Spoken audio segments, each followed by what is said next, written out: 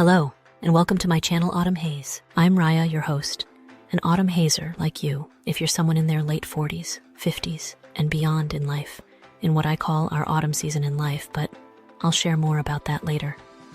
For now, let me share a very warm welcome to a space where we navigate this incredible autumn phase of life together. If you're here, I'm guessing you've wondered, can I really start a YouTube channel in my 50s? And should I? The short answer?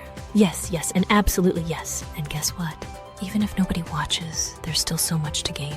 So grab your favorite mug of coffee or tea, cozy up, and let me tell you why I started a faceless YouTube channel in my 50s, and why I think you should too. Now let's take a trip down memory lane for a second. As Gen Xers, we grew up in the analog world. No selfies, no vlogging, no oversharing for likes. Our status updates were face-to-face convos with friends, maybe passing a folded note in class if we were feeling